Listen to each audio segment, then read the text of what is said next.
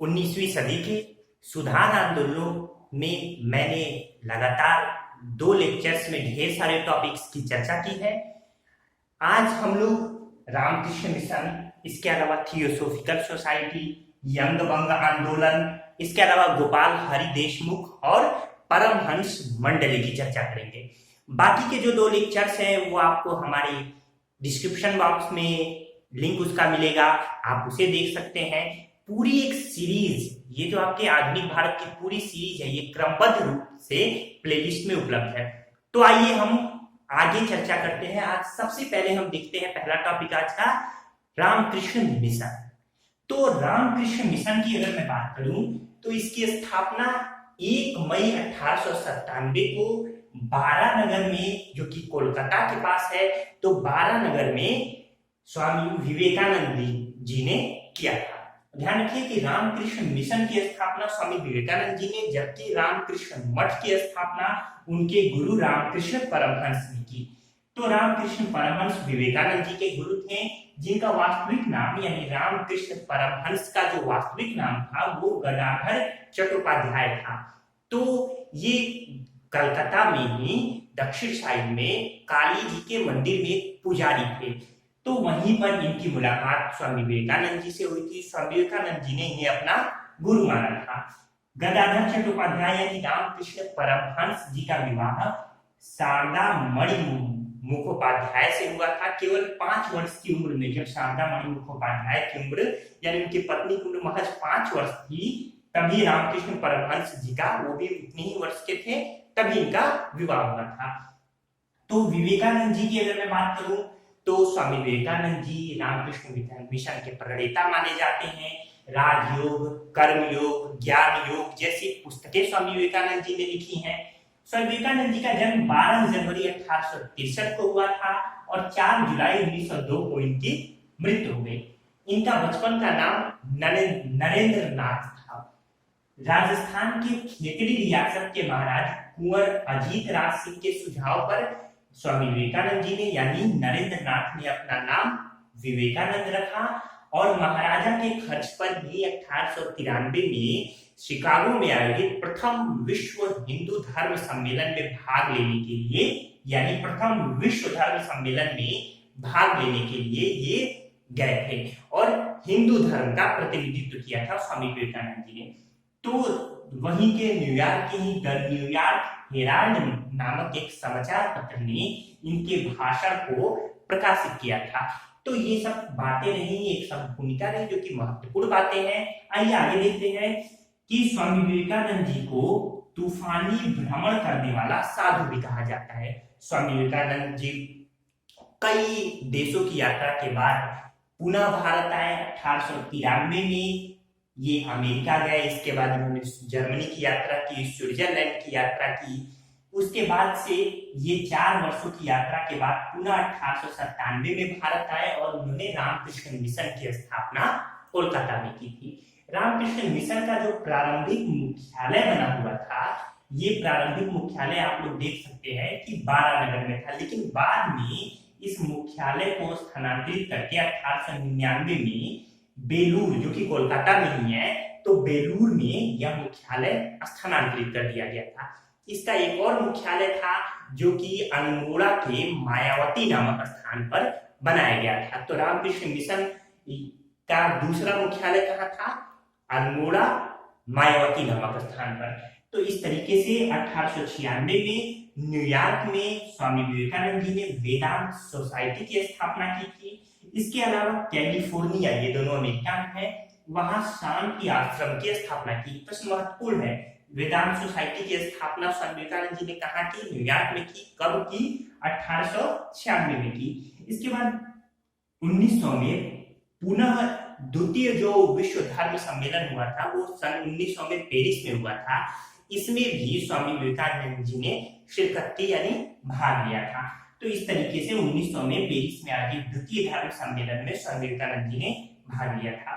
स्वामी विवेकानंद जी यानी रामकृष्ण मिशन जो था वो मूर्ति पूजा तथा बहुदेववाद के समर्थक रहे।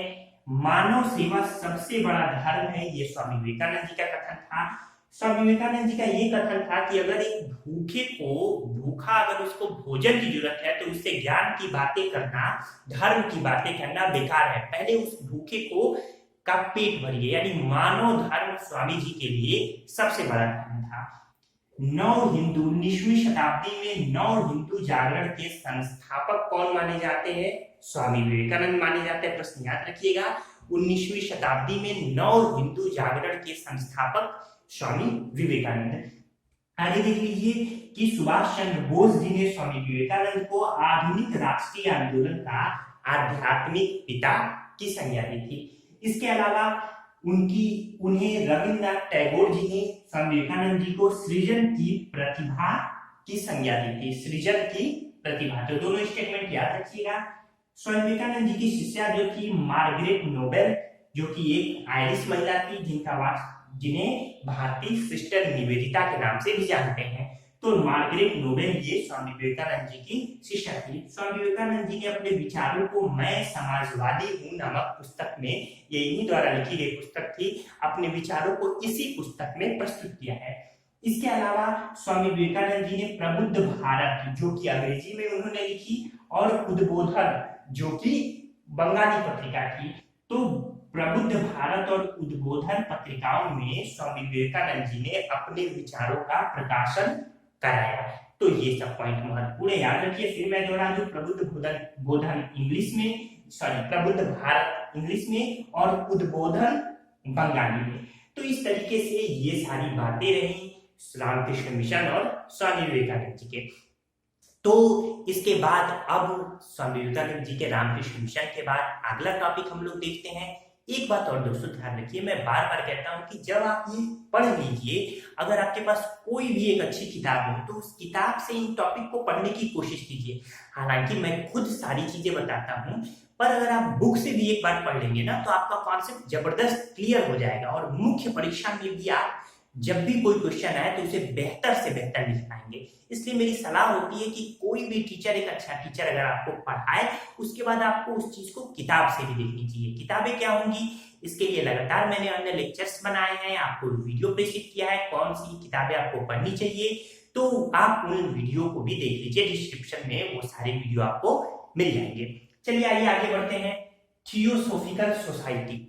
थियोसोफिकल सोसाइटी की जो विचारधारा थी उसे देव विज्ञान के नाम से जाना जाता था। इसकी स्थापना 1857 में न्यूयॉर्क में हुई थी। मैडम HP ब्लावत्स्की ने इसकी स्थापना की थी, जो कि एक रूसी महिला थी। तो थियोसोफिकल सोसाइटी की स्थापना किसने की थी? मैडम HP ब्लावत्स्की, रूसी महिला थी, न्यूयॉर्क में स्थापना हुई थी। उसी समय उनके साथ कर्नल MS अल्काट, जो कि अमेरिकी सेना में कर्नल थे, तो कर्नल MS अल्काट भी उनसे मिल गए। इस तरीके से अगर हम संस्थापक सदस्य की बात करें थियोसोफिकल सोसाइटी की, तो दोनों लोगों का नाम आता है, एक ब्लावत्स्की और दूसरा अल्काट। तो ये दो लोग थियोसोफिकल सोसाइटी के संस्थापक सदस्य हैं। 1879 में इसका मुख्यालय मुंबई स्थानांतरित किया गया, जबकि 1882 में अडयार में इसका अंतरराष्ट्रीय मुख्यालय बनाया गया, अडयार जो कि मद्रास में है। थियोसोफिकल सोसाइटी ये भारत के जिस तरीके से रामकृष्ण मिशन यानी ये जो स्वामी विवेकानंद जी की विचारधारा थी वो भारत के वेदांत सिद्धांत पर चलती थी, उसी तरह थियोसोफिकल सोसाइटी भी भारत की प्राचीन रीति रिवाजों और वेदांत सिद्धांत में विश्वास करती थी। पुनर्जन्म कर्म के सिद्धांत, सांख्य और वेदांत यानी उपनिषदों में थियोसोफिकल सोसाइटी का विश्वास था। 1888 में एक आयरिश महिला एनी बेसेंट इंग्लैंड में इस सोसाइटी से जुड़ी, उन्होंने थियोसोफिकल सोसाइटी की सदस्यता ग्रहण की थी। 1893 में शिकागो में धर्म सम्मेलन में इन्होंने भाग लिया था, और उसी साल 1893 में ये भारत चली आई। उसके बाद 1907 में कर्नल अल्काट की मृत्यु के बाद ये थियोसोफिकल सोसाइटी की अध्यक्षा भी बनी।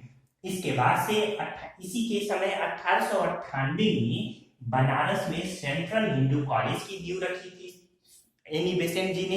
यही सेंट्रल हिंदू कॉलेज जो है ये बाद में मदन मोहन मालवीय के प्रयासों से 1916 में बनारस हिंदू विश्वविद्यालय के रूप में बदला।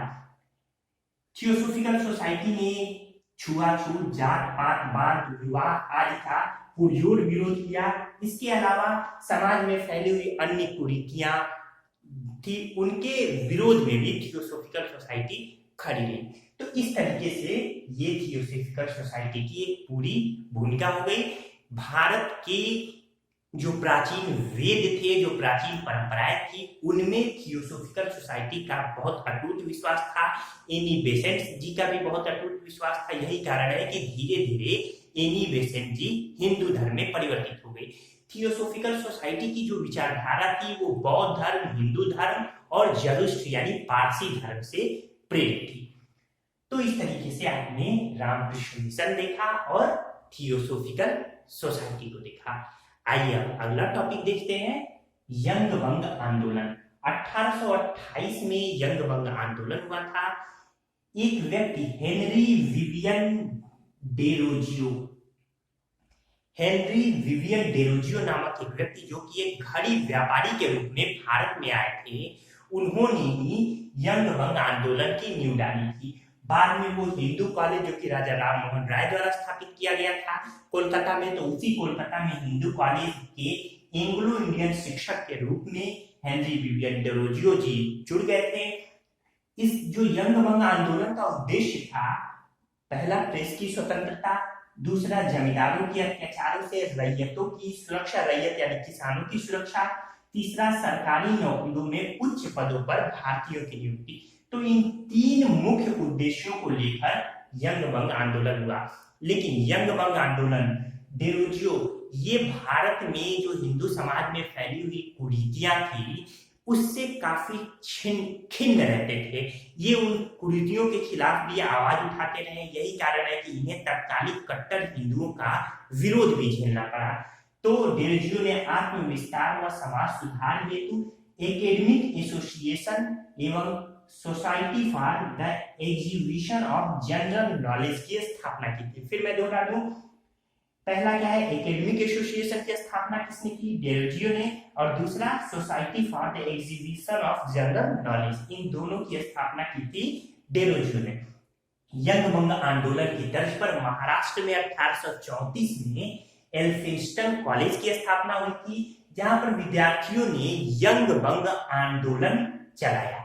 तो क्योंकि यहाँ भी कलकत्ता में भी इनके कहने पर विद्यार्थी लगातार, जितने भी युवा विद्यार्थी थे, ये खुद युवा थे, तो जितने भी युवा विद्यार्थी थे वो सब इनके आंदोलन से जुड़ गए। बहुत व्यापक पैमाने पर यह आंदोलन फैला था। लेकिन अंततः 1931 में कट्टर हिंदुओं के विरोध के कारण हिंदू कॉलेज से इन्हें बर्खास्त कर दिया गया और उसी वर्ष हैजा के कारण इनकी मृत्यु हो गई।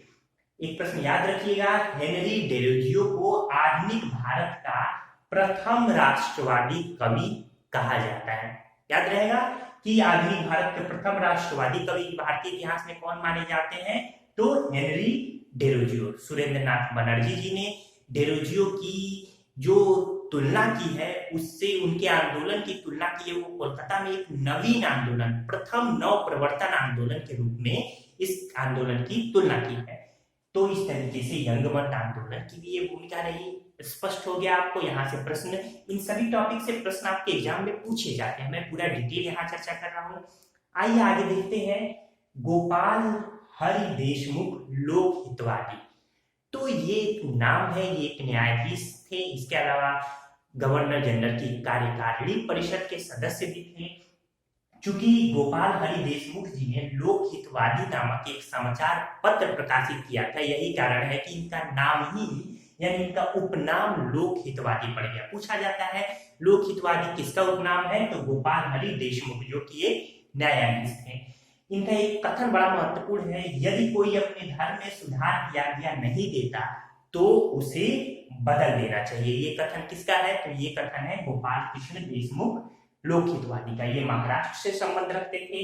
तो महाराष्ट्र व अहमदाबाद में पुनर्विवाह मंडल व विधवा पुनर्विवाह संस्थान की स्थापना की थी। सामाजिक सुधारों की तरफ इनका विशेष ध्यान था।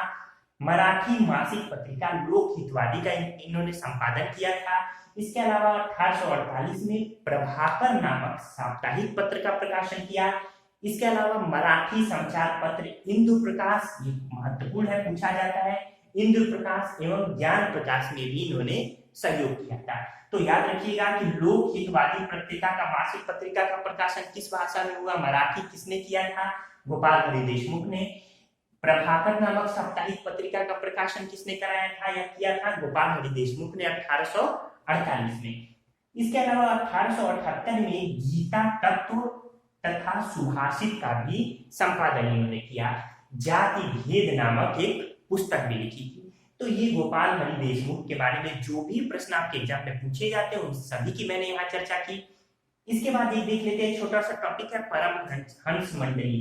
1849 में धार्मिक व सामाजिक सुधार हेतु परमहंस मंडली की स्थापना हुई थी, जिसके 4 संस्थापक सदस्य थे। कौन कौन, आत्माराम पांडुरंग, दादोबा पांडुरंग, इसके अलावा बालकृष्ण जयकर और जाम्बेकर शास्त्री। फिर दोहरा दूं, आत्माराम पांडुरंग, दादोबा पांडुरंग, बालकृष्ण जयकर और जाम्बेकर शास्त्री। तो इन 4 लोगों ने मिलकर इस परमहंस सोसाइटी की यानी परमहंस मंडली की स्थापना की थी। इसका कार्य धार्मिक व सामाजिक सुधार था। धीरे धीरे 1860 तक परमहंस मंडली का लगभग अस्तित्व समाप्त सा हो गया। तो ठीक है दोस्तों, आज मैंने ये पूरी चर्चा की। अगर आप हमारे चैनल पे नए हैं और अब तक चैनल को सब्सक्राइब नहीं किया है तो आपसे रिक्वेस्ट है कि हमारे चैनल को सब्सक्राइब करें, ज्यादा से ज्यादा लोगों तक ये वीडियो पहुंचाएं ताकि सब इससे लाभान्वित हो सके। इसके अलावा हमारे साथ भी ज्यादा से ज्यादा लोग जुड़ सके ताकि हम अच्छे से अच्छे और बेहतर से बेहतर लेक्चर्स आप तक पहुंचाते रहें। ठीक है दोस्तों, पूरा वीडियो देखने के लिए आपका बहुत बहुत धन्यवाद।